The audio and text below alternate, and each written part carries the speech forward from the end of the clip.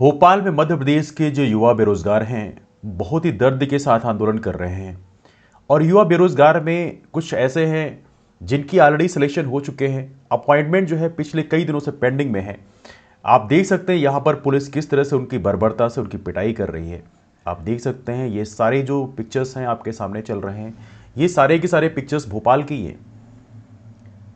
अब यहाँ पर एक कंसर्न बनता है, क्या राज्य सरकार इतनी निर्मम है, निर्दयी है कि इस बारिश में ये जो बच्चे हैं, जो यूथ हैं हमारे, ये वहां गए हुए हैं और इनके ऊपर लाठी बरसाई जा रही है। आखिर इसकी असली वजह क्या हो सकती है? जब भी शिवराज सिंह सरकार से पूछी जाती है, उनके मंत्री टालमटोल करते हैं, वो खुद टालमटोल करते हैं। जबकि आप सभी लोग जानते हैं कि 2018 में चुनाव के पहले इन्होंने ही इतनी वैकेंसी जारी की थी।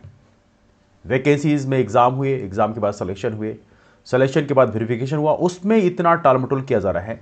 तो कहीं ना कहीं लोगों के माइंड में एक बड़ा कंसर्न हो रहा है कि आखिर बात क्या है, आखिर इतना टालमटोल आप क्यों कर रहे हो? और जब यहां पर युवा बेरोजगार आपके सामने गए हुए हैं तो आप इस तरह से लाठीचार्ज कर रहे हो। आप देख सकते हैं यहां पर लाठीचार्ज करवाई जा रही है। और आई एम श्योर कि ये पुलिस डिपार्टमेंट अपने से नहीं कर रहा है, पुलिस डिपार्टमेंट को ऊपर से ऑर्डर दिए गए हैं और उसके बाद पुलिस डिपार्टमेंट इस तरह से निर्मम बिहेवियर कर रहा है। देखिए यहां पर कभी ऐसा नहीं होता कि पुलिस डिपार्टमेंट अपने सारी चीजें करता है। यहां पे डेफिनेटली यहां पे राज्य सरकार इसमें बहुत बड़ी दोषी है। और राज्य सरकार आखिर ऐसा क्या है कि राज्य सरकार इस तरह से काम कर रही है? देखिए यहां पे यदि हम इस चीज को समझने की कोशिश करें तो यदि 20,000 टीचर्स को अपॉइंटमेंट आज किया जाता है तो टीचर्स के अपॉइंटमेंट के बाद में राज्य सरकार को यहां पर तकरीबन कह सकते हैं 800 से 900 करोड़ रुपए हर सालाना पे करना पड़ेगा, या हम कह सकते हैं राउंड ऑफ वैल्यू में 1,000 करोड़ रुपए हर साल खर्च करना पड़ेगा। 2 साल में 2,000 करोड़ रुपए खर्च करने पड़ेंगे। तो यहां पे राज्य सरकार किस प्लानिंग में हो सकती है? राज्य सरकार इस प्लानिंग में हो सकती है कि 2,000 करोड़ रुपए यदि हम टीचर्स की सैलरी में खर्च करेंगे तो यहां पे उतना पैसा यदि हम किसी इंफ्रास्ट्रक्चर बिल्डिंग कंपनी को दे देंगे और वो इंफ्रास्ट्रक्चर बिल्डिंग कंपनी जो है कहीं इंफ्रास्ट्रक्चर बनाएगी, और जब वो इंफ्रास्ट्रक्चर बनाएगी तो यहां से वो इंफ्रास्ट्रक्चर कंपनी पैसे कमाएगी, और जब वो कंपनी पैसे कमाएगी तो जब इलेक्शन होगा तो वहां पर वो चंदा के रूप में इन्हें, इनकी पार्टी को कुछ ना कुछ तो दान दक्षिणा देंगे। तो इनका प्लान ये होगा कि चलो 2,000 करोड़ रुपए का इंफ्रास्ट्रक्चर बनेगा तो कम से कम जो कंपनीज है वो दान दक्षिणा कुछ अच्छा अमाउंट दे देगी। लेकिन टीचर्स के अपॉइंटमेंट की बात करें तो टीचर्स के अपॉइंटमेंट के बाद इन्हें लग रहा होगा कि हमें क्या मिलेगा, कुछ नहीं मिलेगा। लेकिन साहब मैं आपको बोलना चाहता हूं कि टीचर्स के अपॉइंटमेंट के बाद उनकी दुआएं आपको मिलेगी।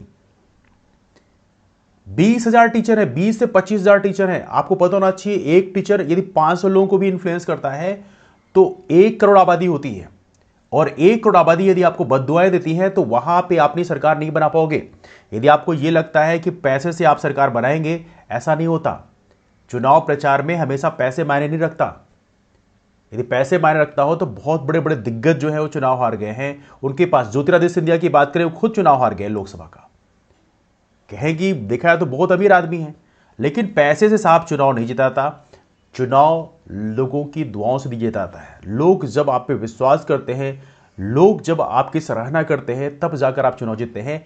ऐसे निर्मम नजारों को देखकर मैं तो कहता हूं यदि आप अरबों रुपए, खरबों रुपए खर्च कर देंगे चुनाव प्रचार में, तब भी आप चुनाव नहीं जीत पाएंगे।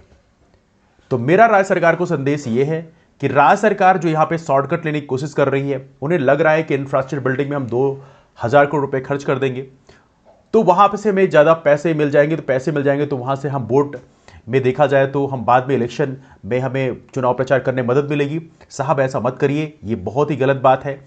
और देखा जाए तो यहां पर कैलकुलेशन मुझे लग रहा है राज्य सरकार कर रही है, और ये कैलकुलेशन डेफिनेटली काफी गलत है। ये कैलकुलेशन इस तरह से मत करिए, ये कैलकुलेशन काफी गंदा कैलकुलेशन है। चूंकि पैसे से हमेशा इलेक्शन नहीं जीते जाते, लोगों की दुआओं से इलेक्शन जीते आते हैं। तो यहां पर मैं राज्य सरकार को यही संदेश देना चाहूंगा कि यहां पे राज्य सरकार तुरंत फुरत में एक्शन ले और वहां पर टीचर्स को अपॉइंट कर दे।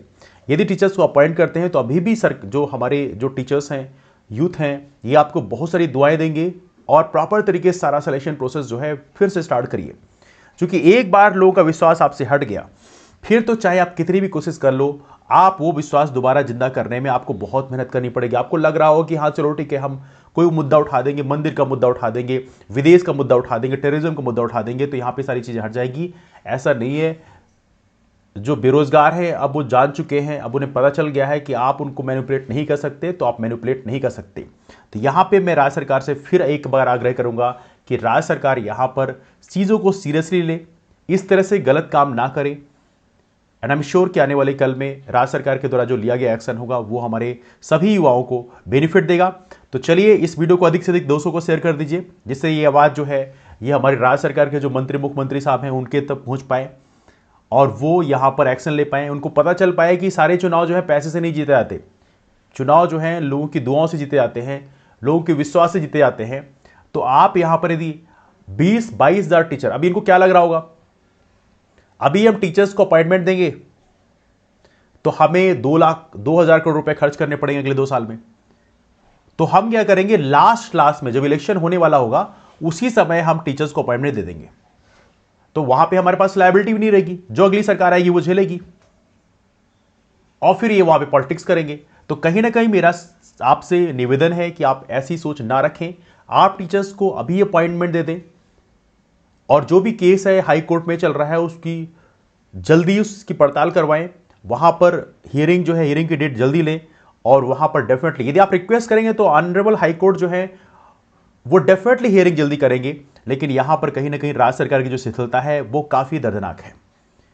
तो इस वीडियो को अपने सभी यार दोस्तों को शेयर करिए, जिससे मैं चाहता हूं कि आवाज जो है राज्य सरकार के जो सांसद हैं, विधायक हैं, मंत्री हैं, मुख्यमंत्री हैं, उन सभी तक पहुंचे और डेफिनेटली वो जल्द से जल्द एक्शन लें। चलिए मुलाकात करते हैं, आप लोग अपना ख्याल रखिए, मिलते हैं फिर, बाय बाय, टेक केयर।